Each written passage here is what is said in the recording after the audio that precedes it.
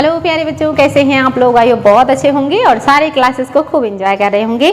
हम लोग स्थापत्य पढ़ रहे हैं, साथ ही वास्तुकला को देख रहे हैं। तो इसमें हम लोगों ने डिटेल पूर्वक बहुत सारी चीज़ों को पढ़ा, मंदिर को पढ़ा, साथ ही हम लोगों ने गुफाओं को पढ़ा, चैत्य को पढ़ा और विहार को पढ़ा।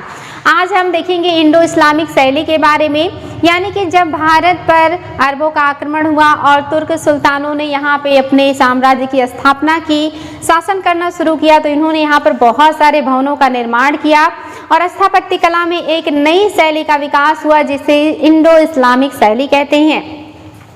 और आपको जो है पता होना चाहिए कि इसे इंडो इस्लामिक शैली क्यों कहते हैं, क्योंकि जो अरबियन थे वो अरब से आए थे और यहाँ पर आने के बाद जब उन्होंने साम्राज्य की स्थापना की तो अपने साथ अपने यहाँ की कलाकृतियों की छवि लेकर के आए थे, वहाँ के डिज़ाइन का अपने दिमाग में एक आकृति लेकर के आए थे और उस आकृति को जब उन्होंने यहाँ पर बनवाने का प्रयास किया भारतीय कलाकारों से, तो वे भारतीय कलाकार जिन्होंने अब तक भारतीय शैली में भवनों का निर्माण किया था, जब उन्होंने उनके दिमाग की वो बताई गई डिज़ाइनों को बनाना शुरू किया तो जो भी भवन बन के तैयार हुए उसमें भारतीय और इस्लाम दोनों की जो है मिश्रित कलाकृतियाँ देखने को मिलती हैं।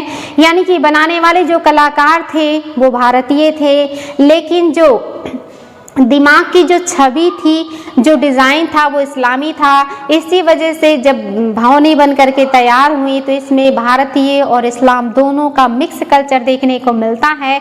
इसी वजह से इसको इंडो इस्लामिक शैली कहा जाता है, क्योंकि दोनों का प्रभाव इन भवनों में देखने के लिए मिलता है। तो इंडो इस्लामिक शैली आप जानते हैं कि भारत में मोहम्मद गौरी ने ही जो है साम्राज्य विस्तार का काम किया था, लेकिन वे यहाँ स्थापना पूरी तरह से नहीं कर पाए थे और उन्हीं के जो गुलाम हैं कुतुबुद्दीन ऐबक, इन्होंने जो है गुलाम वंश की स्थापना या नींव डाली थी भारत में और उन्होंने लाहौर से शासन किया था।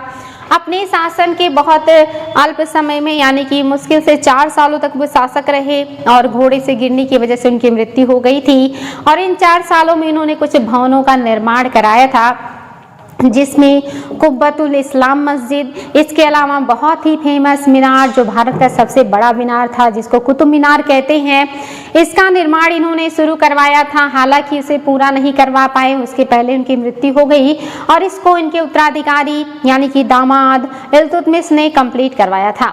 इसके अलावा कुतुबुद्दीन ऐबक ने 2.5 दिन का झोपड़ा भी अजमेर में बनवाया था, जो हिंदू और जैन जो है मठों और मंदिरों के अवशेष पर बनाया गया था। और ऐसा माना जाता है कि कहीं कहीं किताबों में मिलता है कि ये 2.5 दिन में बन के तैयार हुआ था, इसीलिए इसको 2.5 दिन का झोपड़ा कहते हैं। लेकिन अन्य किताबों में मिलता है कि यहाँ पर 2.5 दिन का उर्स चलता है और इस 2.5 दिन के उर्स त्यौहार की वजह से इसको 2.5 दिन का झोपड़ा कहते हैं। तो ये जो निर्माण कार्य था ये कुतुबुद्दीन ऐबक के द्वारा करवाया गया था। उसके बाद जो शासक बनते हैं ये इल्तुतमिश बनते हैं और इनके द्वारा भी काम करवाए गए हैं। तो चलिए देख लेते हैं बच्चों क्या क्या है इंडो इस्लामिक वास्तुकला। इस्लाम का उद्भव ईसा की 7वीं शताब्दी में अरब के रेगिस्तान क्षेत्र में हुआ था। आपको पता है कि इस्लाम का जन्म अरब में हुआ था, मक्का मदीना के इलाके में हुआ था और मोहम्मद साहब ने इस धर्म की नींव डाली थी। और आगे जो है इसका प्रसार आगे ईरान, मध्य एशिया और अफगानिस्तान से लेकर समूचे एशिया उपमहाद्वीप में हुआ। उत्तरी भारत में इस्लाम का आगमन 12वीं शताब्दी में हुआ। इन देशों में मिट्टी तथा पक्की ईंटों से भवनों का निर्माण होता था, जिन्हें चिकनी टाइलों से सजाया जाता था। इन देशों में विकसित निर्माण तकनीक में नोकदार मेहराब, तहखाना और बगली डाट और गुंबद होते थे और भवन को अरबी सुलेखन, बेलबूटे और ज्यामितीय विन्यास से सजाया जाता था। इस्लामी वास्तुकला की यह पद्धति उन देशों में भली भांति प्रचलित हो गई जहां इस्लाम का प्रसार हुआ। यानी कि ये पद्धति जो अरेबियन कंट्रीज में प्रचलित थी ये उन देशों में भी फैल गई जहां जहां पर इस्लाम का प्रसार हुआ था। भारत में मुस्लिम वास्तुकला के विकास के 3 चरण हैं। पहला चरण है दिल्ली सल्तनत के अंतर्गत जो स्थापत्य और वास्तुकला का विकास दिल्ली सल्तनत के अंतर्गत हुआ, ये पहले चरण में आता है।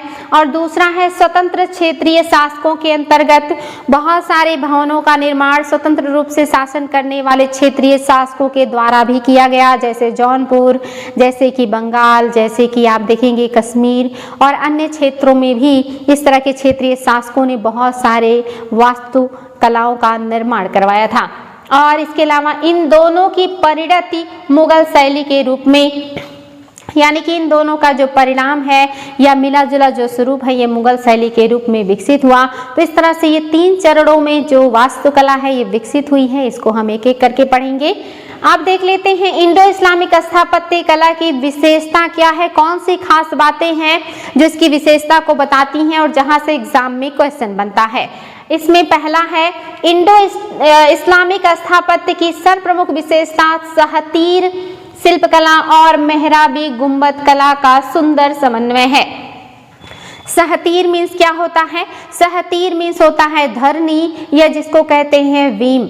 यहाँ की भवनों में बीम या सहतीर या धरनी का निर्माण किया जाता था, साथ ही गुंबद का निर्माण किया जाता था और उस पे मेहराब यानी कि कटिंग वाले डिजाइन बनाए जाते थे उनके छज्जों में, जो उसकी खूबसूरती को दर्शाते हैं।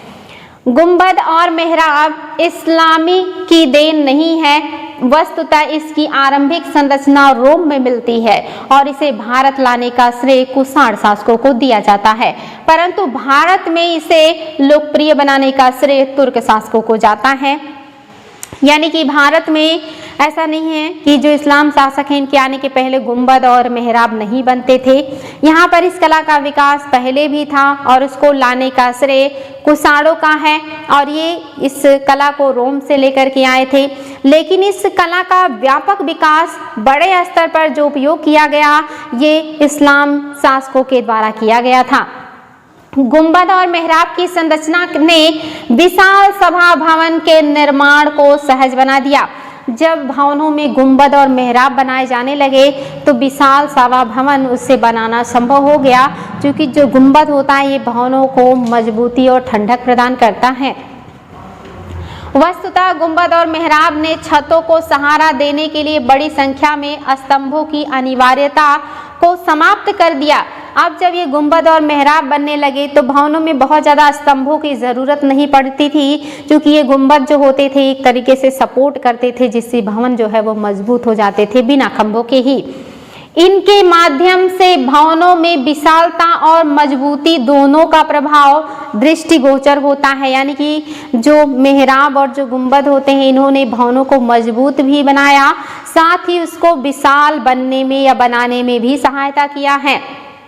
इसके तहत किला, मकबरा, मस्जिद, महल, मीनारों आदि का बड़ी संख्या में निर्माण हुआ। यानी किसी के तहत बहुत सारे जो भवन हैं उनका निर्माण किया गया अलग अलग पद्धति में और अलग अलग कार्यों के लिए। इंडो इस्लामिक वास्तुकला के विकास में मामलुक वंश यानी कि गुलाम वंश के शासकों का योगदान। तो मैंने अभी बताया कि गुलाम वंश का संस्थापक कुतुबुद्दीन ऐबक थे, जिन्होंने लाहौर से शासन किया था और इन्होंने कुब्बतुल इस्लाम मस्जिद का निर्माण करवाया था दिल्ली विजय के उपलक्ष्य में, तथा इस्लाम धर्म को प्रतिष्ठित करने के उद्देश्य से 1192 ईस्वी में दिल्ली में इसका निर्माण करवाया था। 2 उपलक्ष्य था, एक तो इन्होंने दिल्ली को विजय किया था, दूसरा इस्लाम धर्म की स्थापना इन्होंने किया था। इसी के उपलक्ष्य में इन्होंने कुब्बतुल इस्लाम मस्जिद की स्थापना किया था दिल्ली में। कुतुबुद्दीन ऐबक ने 1199 ईस्वी में कुब्बत उल इस्लाम मस्जिद के परिसर में ही जो है इसका निर्माण शुरू करवाया, जिसे इल्तुतमिश ने 4 मंजिला तक पहुंचा दिया। और आगे चल कर के जब इसका जो है जो 4था मंजिला है ये डिस्टर्ब हो गया, नष्ट हो गया, तो फिर इसको मरम्मत करवाया और फिरोज शाह तुगलक ने इसको जो है कंप्लीट करवा दिया फिर से। फिरोज शाह तुगलक इसके मरम्मत के लिए जाने जाते हैं। साथ ही फिरोज शाह के अलावा भी अन्य लोग जैसे कि सिकंदर लोदी और आगे चल कर के मेजर आर स्मिथ ने भी इसके मरम्मत का काम करवाया है। इसीलिए एग्जाम में क्वेश्चन बनता है कि किसने किसने कुतुब मीनार का मरम्मत करवाया है। तो नाम याद रखेंगे, फिरोज शाह तुगलक, साथ ही सिकंदर लोदी और जो है वी.ए. स्मिथ। या मेजर आर स्मिथ ने ये काम करवाया है। 2.5 दिन का झोपड़ा मैंने आपको बताया कि अजमेर में है, कुतुबुद्दीन ऐबक ने बनवाया है इसको, और 2.5 दिन का यहाँ पे उर्स चलता है, इसकी वजह से इसको 2.5 दिन का झोपड़ा जो है नाम दिया जाता है। ये गुलाम वंश के जो संस्थापक हैं कुतुबुद्दीन ऐबक द्वारा बनाई गई महत्वपूर्ण आपके निर्माण हैं, इसको ध्यान देंगे। अब हम देख लेते हैं बच्चों सुल्तान गढ़ी का मकबरा। ये आप बलबन के काल से संबंधित हैं। जो बलबन है उन्होंने अपने बड़े बेटे के नाम पर ये मकबरा बनवाया था, और ये जो मकबरा है ये नसरुद्दीन महमूद की याद में बनवाया गया है, और कुतुब मीनार के निकट ही ये मकबरा है, और ये बहुत ही खूबसूरत शुद्ध इस्लामिक शैली में बनाया गया मकबरा है। नेक्स्ट है आपके इल्तुतमिश का समय आता है, और इल्तुतमिश का जो मकबरा है ये एक कक्षीय मकबरे का निर्माण 1235 ईस्वी में इल्तुतमिश ने कुब्बतुल इस्लाम मस्जिद के समीप करवाया। दिल्ली में हौज ये शमसी और मदरसा ये नासिरिया के भी स्थापना किया गया। साथ ही बदायूं में जामी मस्जिद और नागौर राजस्थान में अतारकीन के दरवाजे का भी निर्माण हुआ था। बलबन का जो मकबरा है ये दिल्ली के कुब्बत परिसर के स्थित सुल्तान बलबन के मकबरे के सर्वप्रथम इसी में मेहराब यानी कि वास्तविक मेहराब का उपयोग किया गया था। ये एग्जाम में आया है क्वेश्चन कि वास्तविक मेहराब का सर्वप्रथम उल्लेख किस मकबरे में मिलता है, तो बलबन के मकबरे में। और शुद्ध इस्लामिक शैली में बनने वाला जो पहला मकबरा था ये सुल्तानगढ़ी का मकबरा है, जो नसरुद्दीन महमूद की याद में बलबन ने बनवाया है, और ये बलबन के सबसे बड़े बेटे थे। आगे आता है खिलजी वंश का समय, और खिलजी वंश में अलाउद्दीन खिलजी ही सबसे ज़्यादा महत्वपूर्ण है, जिन्होंने वास्तुकला के क्षेत्र में कुछ बनवाए हैं, जिसमें वस्तुतः 1303 ईस्वी में अलाउद्दीन खिलजी ने सीरी में अपनी नई राजधानी नगर की स्थापना की, और इसी के भीतर इन्होंने तोहफे वाला गुंबद हौज ए अलाई, जिसे हौज ए खास के नाम से जाना जाता है, इसका निर्माण करवाया है, और ये एग्जाम में क्वेश्चन भी बनता है। इसके अलावा अलाई दरवाजा 1310-11 में इन्होंने इसको भी निर्मित करवाया है, और ये इमारत इस्लामी वास्तुकला के सिद्धांतों पर बनी पहली इमारत है। नेक्स्ट है आपका तुगलक वास्तुकला, और जो तुगलक वास्तुकला है ये काफ़ी सिंपल और साधारण जो है यानी कि इस समय की जितनी भी इमारतें बनी हैं ये मोटी और ढलवा दीवारों की हैं, और इनमें ज़्यादातर लाल बलुआ पत्थर का उपयोग किया गया है, जिस पर नक्काशी या डिज़ाइनिंग का अभाव पाया जाता है। तो ये इंपॉर्टेंट है बच्चों, एग्जाम में आया है कि कौन से सुल्तानों ने ढलवा मोटी दीवारों का उपयोग किया है वास्तुकला में या स्थापत्य कला में, और ये काफ़ी मजबूत है लेकिन बिल्कुल सिंपल हैं, सादे हैं, इस पर कोई खास डिजाइनिंग नहीं किया गया है। तो ये तुगलक वंश के सुल्तानों ने किया है, जिसमें तुगलकाबाद का जो किला है ये गयासुद्दीन तुगलक ने बनवाया है। 1321 से 25 ईस्वी में ये जो है किले बंदी वाले जो है नगर के नाम से भी जाना जाता है। और जो आपका जहां पनाह नगर है ये मोहम्मद बिन तुगलक ने बनवाया है, और इसकी स्थापना राय पिथौड़ा एवं सीरी को मिलाकर किया गया है। ये साथ ही इसी आप देखेंगे तुगलक वंश के ही हैं फिरोज शाह तुगलक। इन्होंने इमारतों को बनवाने में अपना योगदान दिया, और उन्होंने दीवान ए इमारतिया नामक एक विभाग भी बनवाया था, जो इमारतों का देखभाल और उसके बनाने का काम करता था, साथ ही उसके संरक्षण पर भी ध्यान देता था। और यहाँ से एग्जाम में क्वेश्चन भी बना है कि दीवान ए इमारतिया किस विभाग से संबंधित है, या इस विभाग की स्थापना किस शासक ने किया है। तो दोनों बातें याद रखेंगे, फिरोज शाह तुगलक ने दीवान ए इमारतिया विभाग की स्थापना की, साथ ही ये जितनी भी इमारतें थी उनको बनवाने और उनके संरक्षण रख रखाव का काम करते थे। आगे हैं आपका सैयद और लोदी कालीन वास्तुकला। सैयद वंश सबसे कम समय तक शासन करने वाले हैं, और इन्होंने वास्तुकला में कोई खास काम नहीं किया है। इसके बाद लोदी वंश का समय आता है, और जो लोदी हैं इन्होंने वास्तुकला पर ध्यान दिया था, जिसमें आप देखेंगे लोदी वंश के संस्थापक बहलोल लोदी हैं, और सबसे जो बड़े शासक के रूप में सामने आए वो सिकंदर लोदी थे, जिन्होंने आगरा शहर बसाया था। और इसके बाद जो आते हैं वो इब्राहिम लोदी थे, जो बहुत योग्य नहीं थे, और इन्हीं को हरा करके पानीपत के प्रथम युद्ध में बाबर ने मुगल साम्राज्य की नींव डाली थी, और लोदी वंश समाप्त हो गया था। तो लोदी वंश की जो इमारतें हैं इसमें संगमरमर का भी प्रयोग किया गया है। तो आप देखेंगे कि जो सैयद काल में है, खिज्र खान ने दिल्ली में खिजराबाद और मुबारक शाह ने मुबारकाबाद जो है नामक निर्माण करवाए हैं, यानी कि खिजराबाद और मुबारकाबाद जो नगर है ये बसाने का काम सैयदों ने किया है। और जो सिकंदर लोदी हैं इनका जो मकबरा है ये इब्राहिम लोदी ने बनवाया था 1517 ईस्वी में। ये इंपॉर्टेंट है, एग्जाम में आता है कि सिकंदर लोदी का मकबरा किसने बनवाया है? इब्राहिम लोदी ने बनवाया है, यानी कि उनके उत्तराधिकारी ने बनवाया था। मोठ का जो मस्जिद है यह भी लोदी काल का सबसे उत्कृष्ट इमारत है। याद रखेंगे मोठ का मस्जिद जो है ये लोदी काल का सबसे अच्छा इमारत है या उत्कृष्ट इमारत है। इसके अलावा 1505 ईस्वी में सिकंदर लोदी के वजीर मियाँ भुइया ने भुजा जो है ये जो है बनवाने में मदद किया था। यानी कि ये जो मोठ का मस्जिद है ये सिकंदर लोदी के जो वजीर हैं मियाँ भुइया या जिनको भुंजा कहा जाता है इन्होंने ही बनवाया है और ये काफ़ी जो है महत्वपूर्ण है। इसके बाद लोदी जो साम्राज्य है ये समाप्त हो जाता है और मुगल काल आता है। और मुगल काल में आपको पता है कि जो बाबर हैं इन्होंने मुगल साम्राज्य की स्थापना की थी। हालांकि ये लगातार लड़ाई में उलझे रहे और लड़ाई में उलझे रहने की वजह से इमारतें बनवाने में इन्होंने कोई खास योगदान नहीं किया। उसके बाद जो इनके पुत्र हैं हुमायूं, उनका शासनकाल आता है।